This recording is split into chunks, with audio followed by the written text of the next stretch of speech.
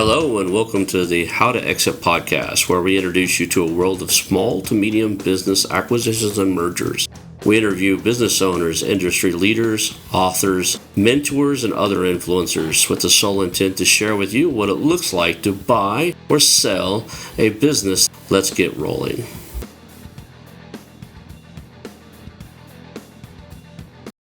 And now a moment for our sponsors. I want to highly recommend you get Acquisition Aficionado magazine.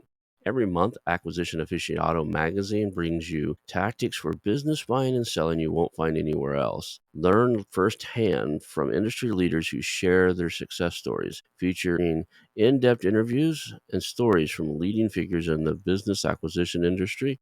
This multi-platform mobile magazine speaks to acquisition entrepreneurs wherever they are in the journey. And I want you to visit acquisitionaficionado.com today. Hello and welcome to the How2Exit Podcast. Today I'm here with Paul Neal. He is a financial strategist and author of a book. I think it's called Unlease Your Business. Unlease Your Business. I keep wanting to say leash, but unlease your business. And it's Unlock Wealth, Autonomy, and Control by buying your building and firing your landlords. So I think I got it right. Did I get that right? You got it right. You sure did, Ronald. Cool. So we've had some people, we were talking about before the show, we've had a lot of people on the show and we talked about different strategies. I've had one other guy who's like, no, you got to keep the real estate. Most of the people that come on here are like, no, you sell the real estate off to fund the transaction. So I'm really looking forward to this conversation because I want to learn what you know and get the knowledge from you. So we talked a little bit about the show, but share with the audience kind of your background and how you ended up in this book, in this space, and what led you up to wanting to write the book and to get this message out. Yeah, I appreciate it, Ronald. I've been in the real estate finance space. I got into it in 1998. My background was actually engineering, and really just because I was good at math and science, but I had more of an interest in finance and wealth creation and business ownership than I did engineering, although I built 6 companies, and so there's some, and sold one, and so there's some engineering involved with that, right? But I've been fascinated with real estate finance and real estate for quite some time. And I kind of sort of tangentially got into real estate finance when I was looking to buy my first home, only because I had a business at that point and it was operating pretty well, generating a nice income, and didn't require a whole lot of time. And I remember going through the home buying experience on the residential side. Had never bought a home before, never financed one. And it was a horrible experience. And I thought, wow, this was terrible. And I thought, man, I could do that so much better and so much easier. And so I learned the business. Won't get into a lot of detail there, but ended up launching a business on the residential side in 1998 and ran that for about 10 years until the global financial meltdown. In the meanwhile, I got very interested in the commercial side because so many of my friends and the circle I ran with and so forth were business owners and entrepreneurs. And I had businesses as well. And so we always talked about business finance and commercial real estate. And long story short, I really went head first into it. About 5 years ago, I had a little interruption in 2008, like I said, where the world sort of crashed. I sort of moved tangentially and spun up a data extraction company with another friend, and we built that over a number of years and then eventually sold it. The last few years of that, I was really hankering to get back into real estate finance. And again, the commercial just kind of rang my bell. And I started to notice that a lot of the people that I knew and associated with in terms of business owners and entrepreneurs, they're all trying to build freedom and wealth. And they've kind of fell into 2 classes. There was the one group that rented the space that their businesses were in that were growing. And these were profitable businesses. These were not startups, the first couple of year kind of thing. And then the other group that didn't. And the sort of the benefits of one versus the other. Like I had a great friend, Kathy, she was an OBGYN. And she was not an entrepreneur per se, but a high net worth, high producing professional. And her husband kind of kicked her into the idea of buying the building that the practice operated in. So I watched her over a number of years, and she was approached by one of these large venture funds that was buying up small medical practices and whatnot. So they bought her out because she was getting close to retirement. She bought her out for a nice, very nice sum of money. She negotiated staying with the business, as the OBGYN for 3, 4, 5 years, kind of on her own terms before she totally retired. And they had this building that they had purchased and it was completely paid off. They owned the building. And so now the company that bought her out agreed just to rent the building from her because that was the practice. That's where the patients were coming. And so she's created this 5-figure retirement stream just from the one piece of real estate outside everything else she did. And the fascinating thing to me was that the 12, 13 years it took her to pay off the building, she was going to pay rent to somebody anyway. Time was going to go by anyway. But the difference was the substantial amount of a retirement plan that was kind of baked in, kind of forced in. And now she has options, right? She could 1031 exchange that. She could do a lot of different, sell the building, do a lot of different things. But there was that versus the other.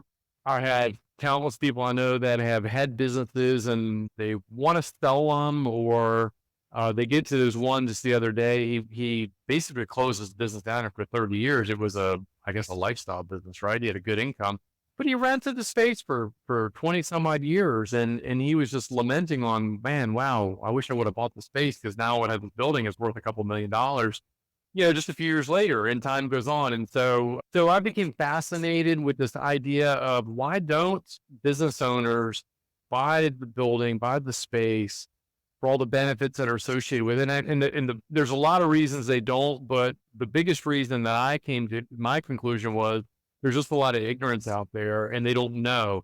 And business owners are heads down doing their thing, right? Trying to grow their business. And so many of them are so busy in the technical aspects. They're not really building a business anyway. They're working in the business, which is a whole nother topic. But that's kind of the long sort of intro to how I got where I am and why I do what I do and why I wrote the book, because I want to provide at least an educational platform to open the eyes of that business owner to say, okay, maybe I should consider this. I have so many questions. Let's start with, because it's just like my head's turning here. I can see where a lot of businesses, it makes a lot of sense, right? I'm thinking things like your automotive repair, your things where the OGBYN, your customer's coming to you, right? What worries me now is this push for working from home, remote work and all that. So general office space, I see a huge push right now for finding a high end. I was in real estate for a while too. And it's always what's the highest and best use of the facility, right? What are you going to do with all this office space now when so many people are working from home? You got to figure out what the new highest and best use for that facility is going to be. And there are just going to be businesses where it makes sense for the business transaction to happen at the facility. Like I was saying, I say auto repair, but for the last 4 or 5 years, I've had a mobile mechanic come to my business and work on my car. I've had my whole front end redone, everything, brakes turned and rotors replaced, you name it. A lot of businesses are at risk right now where they've got a lot of real estate that they don't need so much because half their workers went home and are remote working. Is there certain businesses where you see this as more viable than others, or you think it's still a good idea to come up with that higher and better use and rent the office space to somebody else that would need it? Yeah, I mean, yes and yes. I think that it presents this change in sort of the workforce distribution, creates opportunity for people to maybe buy some space that they couldn't buy before. I'm not an advocate of going out and buying sort of plain vanilla office space for a lot of the reasons just mentioned. I'm very careful to sort of qualify what I think is a good, a business that's really sort of fit for this type of thing. One that has a need for a local presence, right? Okay, so that is the number one thing. And what does that mean? Well, it means that you have to have employees come to your office for some reason. You have customers or patients or clients that have to come to a local location. And for the protracted future, that will be the case. That could be your veterinarian. Yes, you could have a vet show up at your door. You could have a mobile vet, but let's be honest, they're not going to take over the world. Mobile vets, right? Somebody's got to board your dog and your cat when you go on your Aspen ski trip for 3 weeks as a business owner, right? Your chiropractors, your dentists, your doctors, your auto mechanic, by and large, home service business, right? You talked about having a pest control company. Well, if it's just you and a truck, then you probably don't need space. But if you have 10 trucks and employees and you have to have meetings, and you have to have other equipment and maybe some inventory, you could make a case that you could use minimum space and use, just in time delivery and all that. although that didn't work out so well during COVID either. Those types of businesses that have a need for that, the space is our prime target, right? But, a business that's going to be totally e-commerce, you got virtual assistants distributed all over the world, you got employees all over the world, all over the country, then that might not be the best use of your capital. But another reason you would buy your space is if you have related businesses that maybe you're the vet and maybe you want to lease out part of your building to the grooming company. Maybe you don't want to own the grooming company, or maybe you do. Maybe you set someone up in that space and they lease that back from you to help pay the freight. So there's a host of reasons why. Again, I do believe and agree with you, highest and best use. I'm not really sure what's going to happen to the 20 and 30 and 40-story Class A office building. Not really sure what shopping malls are going to turn into. There's a litany of opportunities there, right? But I just know the other thing that is happening out there is that as we get more and more sort of AI centric, right? Everyone walks around like a little chat robot, that we're human beings. And the more things get sort of impersonal, the more personal experience we want. You look at, like, for instance, the music industry, right? Obviously, Apple completely changed the flip the model from we're going to tour as a band for exposure and live on beans and franks, and hopefully we sell millions of albums. That's where our revenue comes in. To we're going to sell songs for $1, and Apple's going to get 35% of that, and we're not going to make anything because people are only going to get the songs they want. But we're going to go tour. We're going to charge $400, $500, $1,000 a ticket because people want that in-person experience. And I think people want that.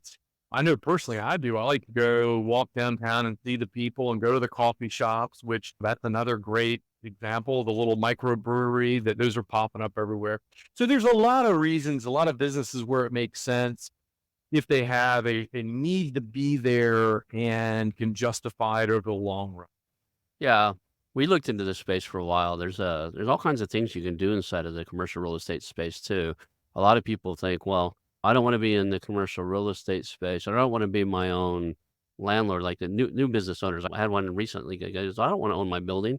I want to go there and run my business, and I don't want to worry about the roof or the heat and air. And it's like, you haven't looked at commercial space, have you? You know what triple net is? He's like, yeah, I think I'm looking at 3 buildings right now to be in, and they're triple net. I said, read that closely because you're going to take care of everything you just told me you didn't want to do. It's Right. really hard to find commercial space where the landlord is a landlord like like he was thinking, where they take care of Yeah. everything, right? Right. Most of them are triple net where you're taking care of all that and some, which is brilliant side of the thing. There's all kinds of other things like your little strip malls you're talking about, right? If you're the coffee shop and you don't want to own the whole strip mall, there's a thing called tenants in common. You guys can buy it all together and separate your space out and own it as a business entity as tenants in common, right? There's all kinds of cool stuff to do. I like that, I don't know what they're going to do with the big sky rises and stuff either. Just a lot of people, are they going to turn them into residential? I was like, you understand the building code differences and plumbing and what a nightmare it would be to to get bathrooms and kitchens and stuff up to code in a commercial office space that was built out that way. 2 different building codes, 2 different fire suppression codes, 2 different codes for elevators and occupancy levels, and just everything that's about the building. There would have to be changes at the city level, right? There are places in Europe and stuff years ago. We had an offer to fly over, a couple of investors and myself. The country was paying to help do some of the conversions because they had such an overrun in office space, and they were trying to convert it to living space because they really needed living space. And the expense we were looking at was insane. It was, $100+ per square foot to do that conversion, but the country was covering part of the cost. I was brought in because they thought I was going to just throw money at it, and next thing you know, they were trying to schedule a flight for me to go somewhere, and I had a kid on the way, and I was like, I'm not going. So I didn't end up doing the deal. But that said, the space is so diverse. There's so many different things inside a commercial. I could definitely see if you're a company and you're going to be there and you know that you've got room to grow on that facility, 2x, 3x, or whatever you think you can grow, definitely owning the place makes sense. One thing I can say about the US, even when we've had corrections, they don't last for long, right? You look at the most brutal corrections of 2008, 2009, where these places like I'm in California now, where properties dropped 50% overnight. They're above that now, right? Just Yeah. a few short years later, they've surpassed that, regained that plus some. And there'll probably be another correction. I think everything's kind of in a bubble right now because I look around here and see people paying 1.5 million for a 3.2 Mhm. in our area, and I'm thinking this has got to pop soon, but maybe not. Well, some areas, as you know, is real estate is very local, right? And so some areas it's both extremes before we get this regression to the mean. But like California is definitely one of those very cyclical markets. Yeah. There are some markets that are much more consistent and stable, and as we would say, boring, but predictable, right? Yeah, I don't know. I own a bunch of real estate, or I say own. I owned a lot of it's been. I got one of them closing tomorrow. A lot of it's being refinanced off, and I'm being paid off because I own or financed a lot of the houses. But in Tulsa, and that's never had a decline. They had a big run up recently. For the first time ever, I've had people I own or finance the house to them that when they come and say, "Hey, I want to move," and I have to just say, "Look, you really should put this on the market." Is you got 30 or 40,000. I know you've only been there for 6 years, but you got $40,000 of equity sitting there, right? The Yeah, house ran up. Now, I'd love to have that. It's mine if you leave and you don't sell it. If you just deed the house right. back to me, it's a contract for deed. If you deed it back to me and leave, that's my money. But if you put it on the market, I'll help you sell it. I'll even use my broker. She'll sell it for us. You get a big check, I get a big check, and that's the way it probably should work. I've got one And closing tomorrow where I'm getting 30 or so, and they're getting, probably 38 to 40 because of that yeah, run up. That said, yeah. not all markets are like that, right? So you've got markets that are different. On this commercial space, what are some of the advantages? I know you've got the book out there. What are some of the advantages as a business owner? Besides peace of mind that you're your own landlord, what are some of the advantages? There's got to be other advantages, either tax or otherwise, to owning that property. Yeah, yeah. Well, starting with peace of mind, I don't normally start with that one, but peace of mind slash control, right? So if you own the building and you mentioned the fact that you could have your diesel truck basically completely renovated right there because you own the business there. When you own the building, then you don't have to ask permission, right? So for instance, I have a great friend, Steve, who is a commercial builder, and he was 50-50 owner in this cabinet company as a side business.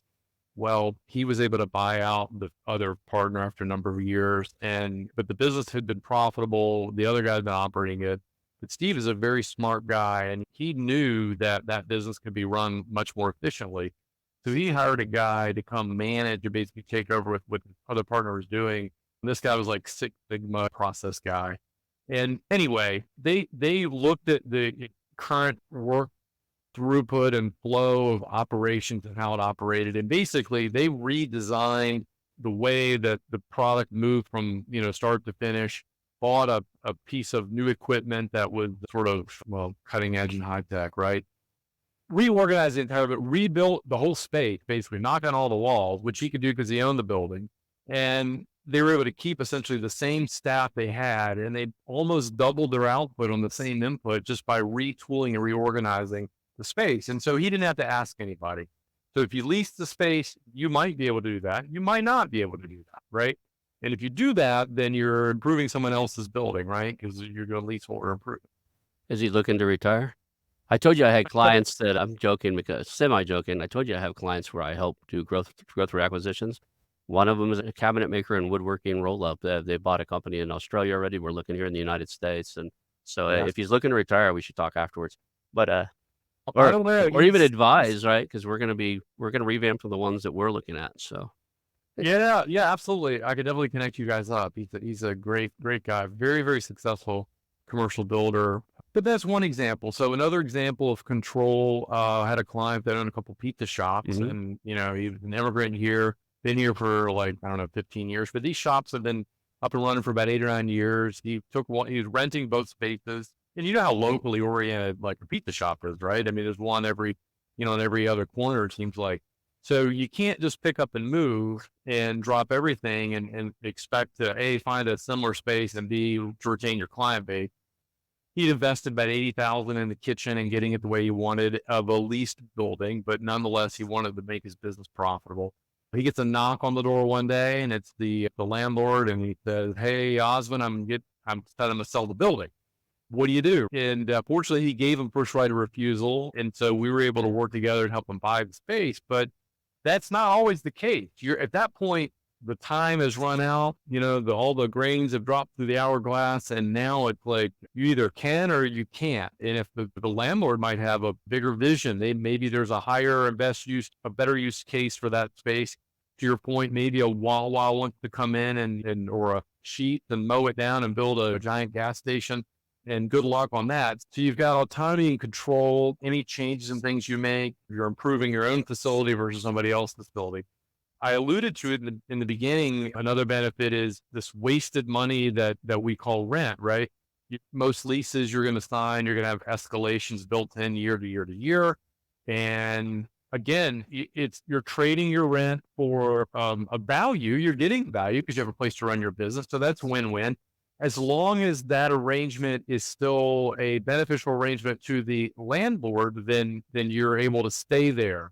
So at lease renewal, they don't have to renew your lease, right? The negotiation standpoint, again, if the market has changed significantly, you could face a larger than expected rent increase, which could affect your net bottom line operating profit. Or the landlord could say, well, we're not going to renew the lease for whatever reason.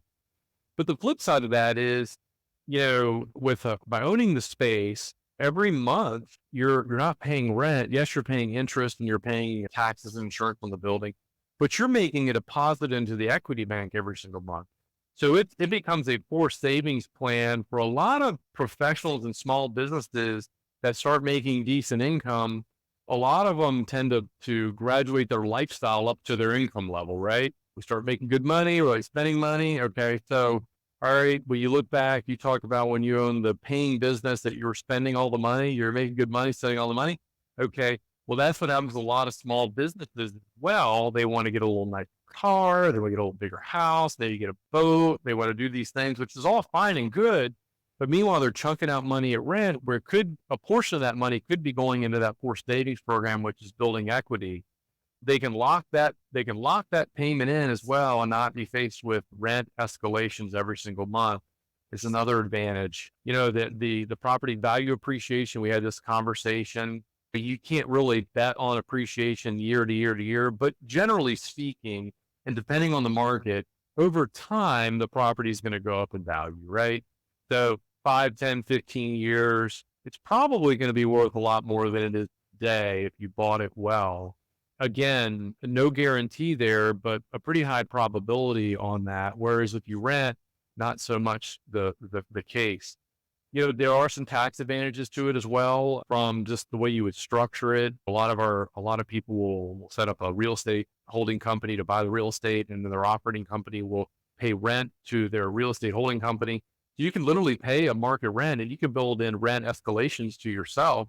And meanwhile, you have a fixed mortgage. And so that, basically profit coming into your holding company and you're depreciating against that passive income is one way to do it. You have opportunities there on the tax side for potentially 1031 exchange downstream if you wanted to grow into another building, a larger building. My gosh, if you wanted to, as your equity grows, you could do, I think I heard you say this too, you could do a cash out refinance of the building because now you have equity and now you're basically taking money tax-free out of the building without paying any kind of a capital gain on that to redeploy, maybe use it to buy a competitor. I've seen people do that. So, wow, I could keep going on and on. How about the opportunity to leverage the space, not just for that, but to bring in other tenants? Like I have a client, we just closed on a 12,000 square foot warehouse where he's ground up flex warehouse space, which is in high demand in the part of Virginia he's at.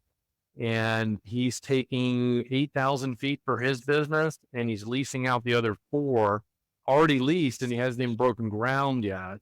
And the lease rent from those 2 tenants is going to almost pay the freight on the entire mortgage. So he's going to have almost no mortgage. These guys are paying down for him. And oh, by the way, as his business grows, because he expects to grow over the next 5 to 10 years, he can just non-renew their leases and expand into their space. He's got a built-in growth plan right there in the building. So there's a few right there that are benefits and opportunity that we see, and for reasons why people that want to do it. We talk about selling a business, right? Well, you talk about sale leaseback. Well, it's hard to lease back the building if you don't own it, right? I mean, in the sale, the opportunities to create creative financing for buyers with there's real estate as part of the transaction versus just the business and blue sky. It creates more opportunity, and a lot of times it can bring more buyers to the table than if you're just trying to finance blue sky. So there's a lot of benefits and potential benefits that can be realized from it if it makes sense. It's not for a startup, right? It's not for someone who doesn't have a solid history of profit and a forecast of future growth, right? They got to get their sea legs first in the business before it makes sense. But, if you're into a 5-year lease, then you're coming up on your 5th year and you ought to be pretty stable and profitable at that point. If you don't, then definitely don't look at owning yet. I've seen one company falter because the landlord did something different. We had a gentleman who owned a historic burger joint, of all things, right across the street from one of our residential places. And they were there since the 50s. I think he bought it from some gentleman that started it, but they didn't buy the land. They had a landlord, a family-owned trust or something had it. Then, about 5, 6 years ago, the parent company of like Taco Bell, the franchise and stuff, they offered him $3.5 million for the spot, right? The landlords. So they Right. bulldozed down the house. I mean, they basically had him move. Now he's got to find a new location for his burger joint where everybody from they went there, their grandparents went there, their great grandparents went there. Now he's got to know that it moved somewhere down the street. And you show up to buy a burger, and it's been bulldozed down, and there's a Taco Bell, Kentucky Fried Chicken, something else combo in the same spot, like the 3 little drive-throughs, and it was a beautiful spot right off the highway. He had highway frontage for his signs, everything grew up around it. There are some businesses where if your location is critical to your business, you probably ought to own the location, and a lot of Yeah. businesses you think of that you don't think are location critical, maybe. Like I had a slight partnership, a minority stake in a little martial arts studio back when I was much thinner and would teach martial arts. And we needed to move the facility just by probably 600 yards around the block. And we lost 22% of the students just from the move, right? People are so used to going there, and it was a tough school anyway. Like we beat each other up pretty good in there. So I think they would just use it as an excuse or whatever. But we lost a lot of students and the other one had street frontage, so a lot of people got to see it every time when they drove by. So say they Yeah. missed a week or 2, but they drove by it every day on the way home. Now it's out of sight, out of mind. Oh, absolutely, absolutely. I think. Well, finish your thought, but just to dovetail on that, I had a guy that owned an HVAC company. He had been buying up little HVACs and kind of building this larger one, Mhm. and he just bought a piece of land with a building on 5 acres right on the main highway. It's one of these, not like a freeway; it's a highway, but is most of the traffic in the town goes right in front of there, and so now he's got all this truck line up there. He saves, I think he was paying 4 or 5,000 a month on a billboard. He can take that down because now he's got it right there on his property, and he's got room to expand and build as much space as he could ever want or need. And just by positioning himself right there in that location, a better location than he was before, Yeah. combine the two. There's another one where I just looked at one here. There's another scenario where it's really critical that you be the owner of your business, right? So this company was they had the license to manufacture one form of trailers. So they could make custom trailers for, when I say trailers, utility trailers, farm trailers, horse trailers, dump bed trailers, that type of stuff. And when I say manufacture, they could custom make it so they could, if you want a triple axle, they could put that. If you needed certain weighted axles, they could build that. But they had about 4 or 5 acres of a lot, and then they had their building where they built these things out. And it was up for sale. The price was good. The revenue was good. But when I went to talk to, I'm a farm boy by trade, so I thought that it appealed to me. I've owned quite a few of those trailers in my other businesses, real estate and stuff. I thought this would be a cool one. It's not, it's got 2 sales reps and a couple maintenance guys and a couple guys working in the custom shop, and it's low maintenance. Money was good until I talked to the landlord. Landlord was a buddy of his, been leasing him land for Mhm. 25, 30 years, and the condos around him, this is California, Sonoma Valley wine country, about 45 miles north of me. The landlords, the condos around him had been offering him an insane amounts of money for his 5 acres because they built up around him to the tune of millions. And he's like, look, I know the guy's trying to retire and sell his business, but you're going to have to move it because I would need some insane amount for rent to justify letting it stay there when all these people, like this opportunities eventually go away.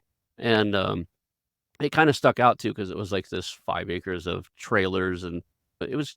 I was going to paint the building, put a privacy fence around their scrapyard because they had axles and stuff piled up and make it look nicer anyway. But when you walk into a place like that, I could really give it, coat of paint and a 6-foot privacy fence would give this place a lot more appeal. That said, there's no way he's going to ever sell that business. It's not sellable because it has to move. And Right. multi-generations around here, all these vineyards and farms around here where I live, it's either a city, a cattle farm, or a vineyard, right? There's no in between. Like that's just if they can grow vines on it, there's wine growing or white wine grapes. If they can't, it's cattle. If it's too hilly or too whatever, it's a cattle farm or dairy farm. Other than that, it's got houses built on it. That said, that business is not sellable, right? He's got a business now where if he moves it, he's going to lose such large percentage of his customers. Like if you think about all the old farms and stuff like that, their granddad bought this thing's been around for a long time. He bought it from somebody else. Their granddad bought trailers from that particular spot. They know when they get them repaired, people they jump in their car and they drive to that spot. They don't even call ahead. They just drive up there and go, "Hey, can you fix this today?" "Oh, tomorrow I'll just drop it off and pick it up." That's the name of his game and his business. They're going to show up one day and it's gone. And there's going to be a sign that says, for a week or two, there might be a sign that says, "We moved 4 blocks over." And then the sign's going to be gone. And I'll be honest with you, I had multiple trailers and worked with companies that had multiple of them. I had 2 repair guys. I can't tell you what the name of it, and they repaired everything we touched, but I don't remember the name of their business. I just know exactly we took them over. I tell my guys, "Go over to so and so street, drop it off, talk to John, he'll get it done, and he'll have it done in a day or 2." Right? We knew exactly where it would go. And like I just had a guy on the show here who bought 3 locations in Dallas doing trailers, and he said location is critical. If somebody had to up his location, right, and move him to different spots, he'd be in trouble. Yeah, so it's not only an offensive move, but it's a defensive move, right? Mhm. To your point there, that you're protecting your asset, right? Because a business is an asset that you maybe it's the lifestyle business, but maybe you want to sell it one day, or maybe you want to pass it to the next generation, to your kid. And if you have real estate, there are ways to do that too, with some tax advantage, stepping up of values and things like that. But the reality is that it's not just, I think, in terms of opportunity cost, right? So what opportunity am I losing by not doing it? You don't have to do it, of course, right? You don't have to do anything. But there's a lot of people out there that will gladly lease you their space so you can pay for their building and build their wealth in their future, right? Until they decide they want to put condos on the land, right? Because that really accelerates their use of our wealth creation.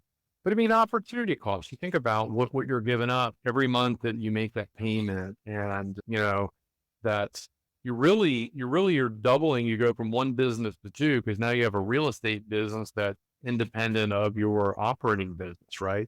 And what I've seen a lot, Ronald, with some of our clients, a lot of the professionals and a lot of the service companies will go out and they'll buy not just a building, but they'll buy a multiple building where they're operating, like over in the part of Virginia that we're headquartered in, down towards the beach. There's like some major cities there, and so there's one dentist that every couple of years will open a new location in a different city.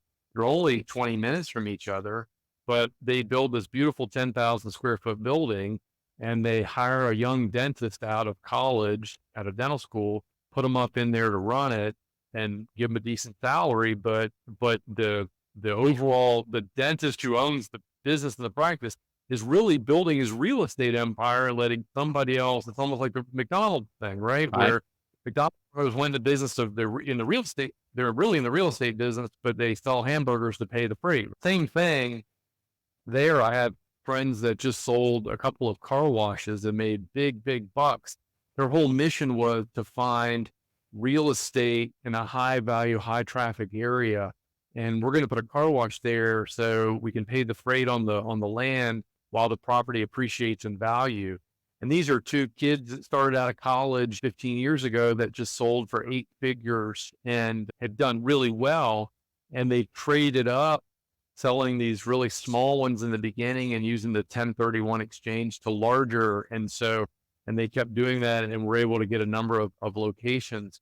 And so that multi-location sort of strategy, when you talk about business acquisitions, that's another way to do it, right? I can plant my flag and, if you could expand and open a new location every 2 to 3 years and own the real estate, and then chiropractors are doing that, right? I'm going to hire a chiropractor out of school and I'm going to mentor them and let them run the office. And then if they ever leave and decide they want to go, I'll offer them a little piece of the business, right? So that hopefully they'll hang around. And if not, I'll hire another young one out of college and let him run. Meanwhile, they're paying for my real estate. And instead of having one building that's now appreciating in value and the debt being serviced and paid off, I've got two of them or three of them or four of them or five of them. And a lot of times the financing terms for owner user space are is much more favorable than just straight up investment space when it comes to leverage and down payment and that sort of thing. It's interesting is you got both sides, right? You got the McDonald's model you were talking about who was buying the real estate and, the business pays down the real estate and they own as much real estate as they do anything else. And then you got like the CVS or where I'm from originally, Oklahoma, and they have some down in Texas now, the Quick Trip model, right? So CVS, Quick Trip, and those guys, they'll go out and build a facility and then they sell that facility off and lease it back from them for a guaranteed return on investment to investors. So if you are a real estate investor, you could either fund the building of a new gas station, Quick Trip, what these things are, mega gas stations, or a CVS. And the lease terms are really favorable, but CVS looks at it as a way to redeploy the capital faster, expand faster, and grow faster. So there's both sides of this coin and they've got their contracts are pretty solid. You're not going to kick them out. They may do a 15-year lease from now, but 15 years, they have their first right of refusal to renew or buy it or to renew the lease or buy it back. So if you try to sell it on the open market, they have first right of refusal, but there's a clause that you can put inside of things, drag or tag. So if you negotiate with the lease and it's unfavorable, they can drag you to sell and buy it back at open market rates. So they can force you to sell it back to them, I think. At least I was told that. I didn't get to look at the lease. I know somebody invested in one, and he said, yeah, at the end of this, if we don't agree on terms, they can force an appraisal and pay me and buy the real estate back from me at current market value. Yeah, that's interesting. And that is an interesting model. In fact, ironically, the car wash guys I was talking about, they use some of the proceeds from the sale. They 1031 some of that into a couple of these buildings where they built one for a large national mattress company. It's going to be, very solid lease, right? And they did a couple of them. And so I think that's a valid strategy as well. Most smaller business people, though, aren't really able to pull that model off, And so you have to look at the capital investment there versus investing in what you're already spending. And then if you can leverage, because most of the people, our clients aren't building 10, 20, 50, 100 unit in a fairly short period of time, although some can and some do. But there's different ways to skin the cat for sure. So let's talk about what does it look like? How do they approach their landlord? What's that conversation? You've been in this for 5 years and you're thinking, okay, I probably need to own this building. At the 5-year mark, you've got your market. If you think about the business life cycle, right? And how many businesses fail within the first 10 years, the number starts to taper down after 10. And you're on solid footing if you made it past the 10-year market and you're profitable. But at 5 years, you still could be filling out your product market fit. You're still probably in a growth cycle and stuff like that. If you need to move, that could be a very serious strategic decision to whether or not it's viable. If you're a burger joint, probably not. If you're a dentist office, maybe if you can really communicate well with your clients and maybe you can find a place that has better street frontage and some other advantages. But I think it's such a strategic move, it could make or break you at early stage. But let's say it's a good deal. You think, okay, this is a great location. I need to buy this location. How do you approach that landlord? What does that initial conversation look like? Yeah, I mean, there's no boilerplate answer there. A lot of it depends on what kind of relationship that you have with a landlord. If you've had a very collegial relationship the whole time, then it's one of those things that you approach with a perspective of, first of all, you don't approach them 30 days from lease renewal. Okay. Very bad timing. You want to start the conversations, 12 months out, maybe even 18 months out, because maybe this isn't your first 5-year lease, or not your first 3-year lease or something. So you want to approach from the standpoint of sort of information gathering up front. You know, like, hey, Mr. Landlord, Mrs. Landlord, our business is doing well. This has been a great opportunity for us. We love this location. We're hoping that you would agree with that. We're at a point in our business where we're considering the opportunity, the idea of maybe buying a building or building our own space or doing something like that. I know we've got lease renewal potentially in the next year or so. Have you ever considered selling the building that we're in? And just kind of letting them kind of field that question to kind of see where they are, because you never know. Could be that they might be looking to liquidate their investment because they've got other goals. Maybe they want to sort of punch out and move to Florida or somewhere else, and they don't want to have to be responsible for a lease. Maybe they've got other needs, or maybe they want to deploy the capital in some other way, or maybe not, right? You just really don't know. But the first step is to have that conversation, because you might be surprised. The other thing about it is, I tell people all the time, there's about 5 ways that you can buy a building, and versus cash, which we generally don't recommend. But the second is seller financing. So, you know, they may be willing to sell, and they might even be willing to do the finance, which in many cases would be the easiest, cheapest, simplest way to go about it. So it's really just floating the trial balloon in a respectful manner to kind of see where they're coming from. And even they may at that point legitimately say, no, we've not really considered it. We don't intend to sell it. But you're so far out in the lease process that you've planted a seed with them.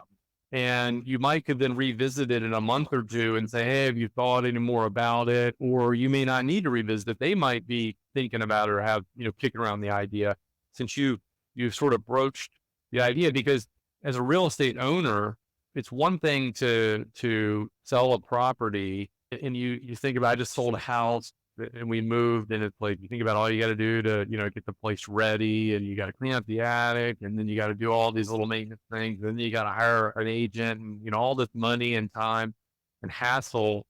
But it's a whole nother issue if the current tenant says, hey, I'm basically wanting to buy this and write a check, which means I don't have any hassle. I don't have any real estate agent. I don't have any of that, you know, very easy for them. So it's a great conversation starter and an easy way to approach the idea and the topic and plant a seed anyway. And then now you have a sense where they are. But I think the big takeaway here is be thinking about it 12 to 18 months out before that lease comes up, because then you have lots of time to consider all the options and make an intelligent decision.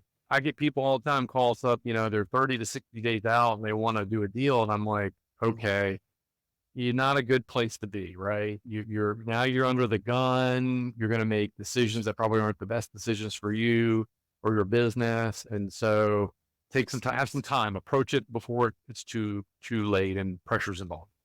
I get that. And you're saying, I mean, what's the time to close a commercial loan? It's got to be 60, 90 days anyway. Yeah, 60-minute day. Yeah. Probably. So Yep. you got to have that. And that's after you've come up with agreed to terms with the landlord. And even if you do the owner finance, unless you're a seasoned real estate investor like yourself or myself, you're going to need somebody else to draw up that paperwork. That you're still probably going to do a little bit of due diligence, maybe a little building inspection and electrical and stuff to make sure you're not buying something that you're going to have to put a lot of money into you didn't expect. So there's some time and some work that has to be done before you do that. In a commercial building, I kind of want it code inspected. I want a commercial building inspector to come out and say that your fire suppression system. Some of these things are outrageously expensive, right? Yes. My fire suppression Yes. system's up to code. So is my heat and air system, and so is other stuff. A lot of this stuff in some cities and towns kicks in when the change of ownership changes hands. The change of ownership means you're gonna have the fire marshal come by and visit the place, or the Right. city code and, you know, code inspector's gonna come by and check out the place. It's kind of one of their things that triggers a visit. Yep. No, you're absolutely right. You want to do all due diligence for, you know, the lenders. We do it because we want to protect all parties. But if there's no lender involved, you definitely want to make sure you're protected, Mhm. including getting an appraisal. You want to make sure you're not overpaying for a property that, you know, just because the seller says, well, I'll sell it to you for half. Yeah. What's the justification for that, right? I heard a good one was that building I was telling you about, my business partner. I helped negotiate purchasing the building. I owned a small piece of it. Everything looked good. They had a brand, one of the, it had three, it was only 3,700, it was less than 4,000 square feet. And so it was a small commercial building and had big conference area and some classrooms and some small offices, and had three different zones for AC. One of them was brand new and the other two were a little aged, and they were running good when we bought it. Within probably 12 to 18 months of doing the owner finance and structure and the payments and everything, the other two, it hit 110 in Oklahoma, and the old units couldn't keep up with the new units. And our heat and air guy said just the offset from them being different like that caused strain on some of the other ones. And like the new unit, we ended up having to have the new unit repaired and both the other ones replaced to the tune of, I say we, that was my business partner had to do it. It was, $10,000, $12,000 worth of units. Yeah. And you can't not do it because it was a co-working space. We had other tenants there. So it's not like we could just go and say it'll be hot and we'll be there. We run the real estate investment group out of it and the training center out of it. I had my pest control company that would office, that's where we kept our filing. We had two different locations. So you said earlier, like you could move a pest control company, or you might be able to do that remotely if you had trucks. Anything that stores chemicals has to have a registered place where the chemicals are stored in a certain way. They're locked up. Can be inspected and stuff. So that facility was on a commercial farm we owned, and it had commercial. So we just stored the chemicals there because we already have stuff for the cattle and everything else. My business partner has a cattle operation, so we already had that was already inspected. So we put all the chemicals in a lockbox in his big barn, and that was part of our facility. And all the files and all the file keeping was in our office. That said, had we done, a full due diligence on the building, we probably would have seen that those two other units were a little aged and might be able to negotiate the price down on that. I think he still got a good deal. Yeah, well, yeah, so sure, you definitely want to do due diligence. That's part of the process, and that can be negotiated and generally is, and it can be reflected in the terms of the pricing or whatnot. But again, you're not necessarily married to any one particular space or one particular building. One of the things that a lot of our folks do is they build something new, and it's expensive to build something new, but you can build it just the way you want it, and you can build for future expansion, and therefore you'll mitigate a lot of those, unforeseen costs up front. But I think the takeaway is there is a timeline in the commercial. A lot of business owners have never bought commercial. They bought 2 or 3 homes or 4 homes, or maybe some single family investments. And the residential real estate finance is a lot different than commercial, right? It's much more sort of boilerplate, plain vanilla. You have Fannie, Freddie out there mostly making all the rules, and everyone is kind of operating within that world. So everyone has pretty much the same rule set. But commercial, not necessarily the case. I mean, you have conventional bank lending, you have lots of private money and sources that are going to be all over the map, from insurance companies to family offices, you mentioned, to just private investors. And then the SBA has a couple of programs, the 7A and the 504, which are guarantee programs. And they're more like Fannie Freddie, where they control the rules and everything, but they also create a lot of leverage for business owners. Done right with the right investor, the right funder, can allow some pretty crazy things. Like, if you're buying real estate, if you go to the bank, they're going to want 20, 25% down. But if you're owner user and you go the SBA route with the right investors and the business is profitable, you can get in with 0% down in a lot of cases. So you're really leveraging, because that's a big like stop for a lot of people. They go talk to the local banker that's got all their deposits and was their best buddy, right? And they think with any 20% down on $1 million building or $2 million building, and they're like, that's a lot of money to take out of my operating account and put into bricks and mortar. And I agree, it's a lot. And generally, we don't recommend it. There are exceptions, but we'd rather see you keep the money in the operating account and dry powder and use it for growing your business than stick it in the bricks. So that's a myth that a lot of people sort of run into, but it's very different than residential. And there's so many variables that come into play. It is 60 to 90 days once you sort of identify that you negotiate the property and the terms, and then we move into it. And a lot of the financial pieces are handled up front. And so we like to work with clients to sort of uncover early and often any issues and address all that. Because if you do all that and you get the financial house in order up front, then it can be shorter. It can be 60 days versus 60 to 90. In a much more stress-free experience. Because I tell people, it's like, well, in commercial and even residential today, but definitely in commercial, they're going to find out about it in the process, right? When you go to finance. So the only commercial building I looked at was a business that I was looking to acquire before I even got into this space. And the commercial loan actually startled me a little bit because I'm so used to residential. And it was amortized over, I want to say I had a choice between amortizing the loan over 15 or 20 years. I didn't think they had a 30-year option, but they had a 5-year balloon. So even though it was amortized over a longer period, my payments were, I had to requalify for the loan every 5 years. So basically there's a balloon, like, and I said, "Well, what does that mean?" It was like, "We have to come back here and requalify for the loan, show us your business financials and move forward." And I was like, "That's horrible." I go to another bank and they said, "Well, you got to requalify every 3 years." They had a 3-year, like, and I'm like, "What is this?" And I guess that's normal inside of some of these commercial, especially for a first time business loan buying guy. That's very, very common. We did stumble across one that loaned us the money on that one building had a 30-year amortized, like it's just like a residential mortgage, but it was like Mhm. 3,700 square. Like I said, it was a smaller one, but only one I'd seen where, we reviewed the mortgage and that was what it was. Yeah, yeah. Typically, that's right. When you go to a bank, your conventional financing is going to be a 3 to 5 to 7 year term with a balloon, and then it's amortized over 15 to 20 years. Most typically, what we see is 25-year AMs, sometimes 30, and we do have some fixed rates that'll go out 25 years. I mean, it's definitely there are some more residential like opportunities out there.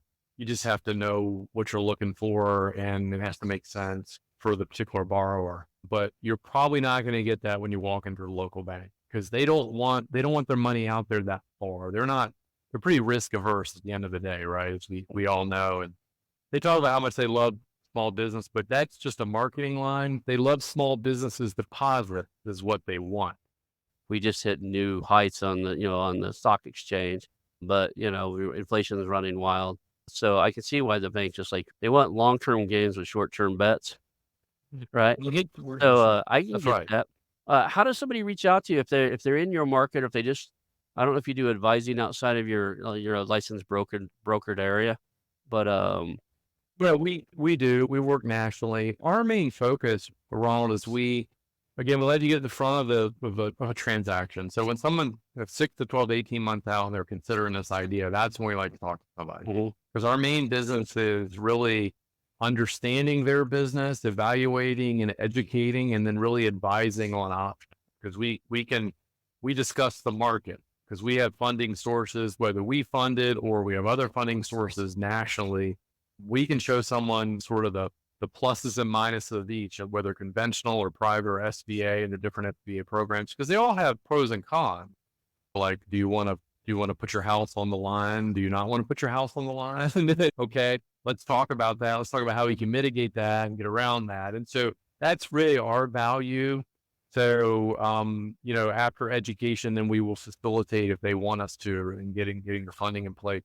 But to reach out and find the simplest way, we've got a website, ownyourbuildingnow.com, ownyourbuildingnow.com. And then they can pick up a free copy of the book, Unlease Your Business. I'll ship it out, just pay for shipping and printing.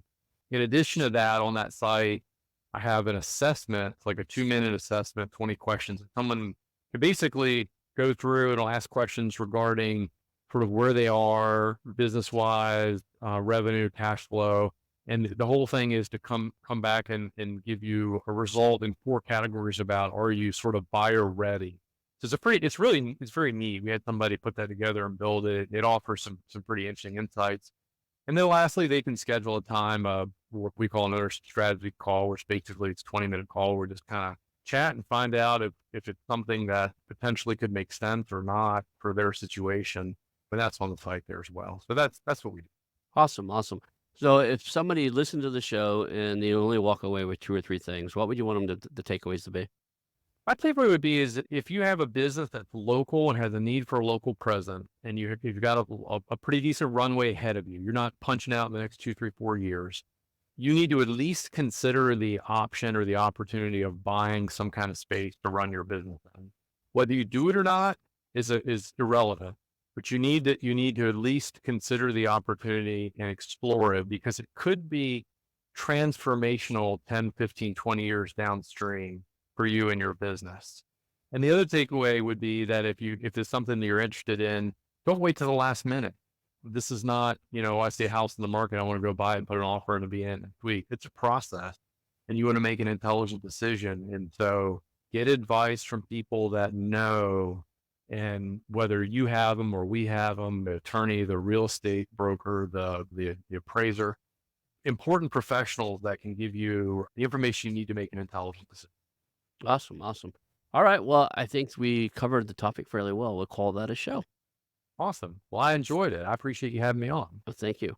And hang out for just a minute when this is done. I want to announce our new channel partners, the ITX Marketplace. Since 1998, ITX has created $5 billion in value by selling more than 225 IT businesses in 20 countries. ITX works exclusively with IT-enabled businesses generating between $5 million and $30 million who are ready to be sold, and M&A decision makers who are ready to buy. For over 25 years, ITX has developed industry knowledge that helps determine whether a seller is a good fit for their buyers before making the match. ITX Mergers and Acquisition Marketplace we have partnered with has a proprietary database of 50,000 plus global buyers seeking IT service firms, managed service providers, Microsoft service providers, software as a service platforms, and channel partners with Microsoft, Oracle, ServiceNow, and the Salesforce space. If you have an IT-enabled business you're ready to sell, I want you to visit the itexchangenet.com/marketplace, how to exit. That link will be in the show notes. Visit them now.